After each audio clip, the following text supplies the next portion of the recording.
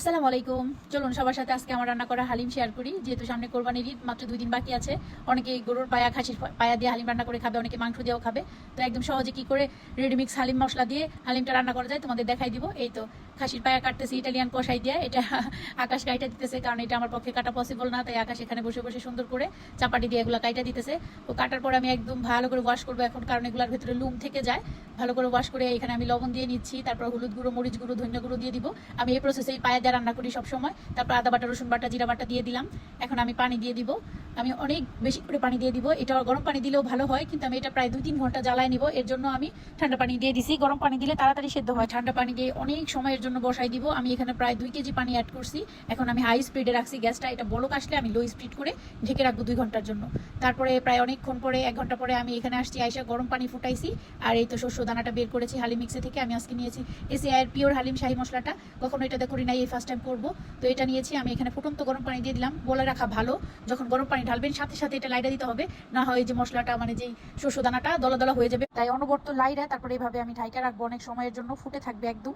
তারপরে এই যে দেখুন, একদম 1 ঘন্টা পরে আমি এটা খুলে দেখলাম অবস্থা কি, অনেক পানি কমে গেছে। এরপর আমি আরো অনেক সময়ের জন্য এটা ঢাইকা রাখবো। এই যে দেখো, পানি একদমই কমে গেছে। যখন আরেকটু কমবে তখন আমি হালিমের মশলাটা দিয়ে দিব। মশলা আলাদা করে আরেকটা প্যাকেটে ওই মশলাটা আমি দিয়ে দিব। আর পাশের চুলায় আমি বেরেস্তা করার জন্য পেঁয়াজ দিয়ে দিছি। পেঁয়াজের পরিমাণটা আমি একটু বেশি দিব, কারণ যেহেতু আমি বেরেস্তা অনেকখানি রাখবো।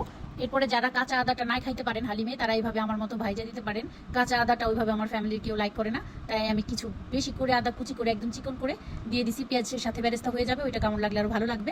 তারপরে যখন একদমই এই ঝোলটা শুকিয়ে আসছে পায়ার, তারপর আমি একদম শস্য দানা ডালের ওই মিক্সটা ঢাইলা দিছি। এরপরে উপরে হালিমের মশলাটা দিয়ে দিলাম। এটা দেওয়ার পর আমি অনবরত আস্তে আস্তে লাড়তে থাকবো, আর এটা ফুটতে থাকবে। এরকম ফুটতে ফুটতে যখন এই যে আপনার খুন্তির মধ্যে একদম আঠালো ভাবে উঠে আসবে, তখনই মনে করবেন এটা হয়ে গেছে। আর হালিম মিক্স কিন্তু বেশি ঘন হয়ে গেলে খেতে ভালো লাগে না। আমি খুবই কম পছন্দ করি বেশি ঘনটা, তো আমি একটু কম কম ঘনই করবো। এরপর আমার পেঁয়াজ বেরেস্তার উপরে আমি 4টা শুকনো মরিচ দিয়ে দিছি।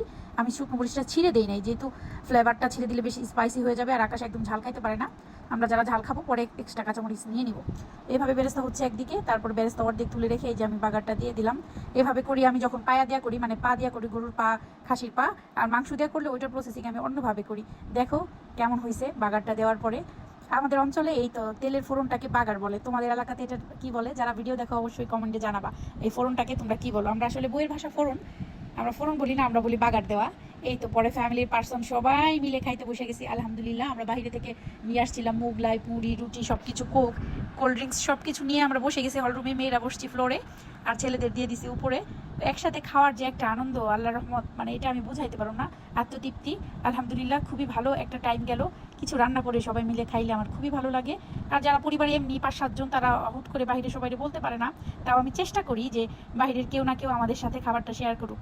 যেমন আজকে জোয়ার অনয় ছিল আমাদের সাথে, খুবই ভালো লাগছে। তোমাদের দুজনকে অনেক অনেক অনেক ধন্যবাদ। আমি ইনভাইট করাতে তোমরা আসছো, এত হুট করে বলাতে তোমরা যে আসছো, এর জন্য তোমাদের খুবই ধন্যবাদ। আমার খুব ভালো লাগছে, সুন্দর একটা সময় গেল ফ্যামিলি টাইম। এভাবে খাবার রান্না করে সবাইকে নিয়ে খান, হাসি খুশি থাকুন, ভালো থাকুন। আল্লাহ হাফিজ, আসসালামু আলাইকুম।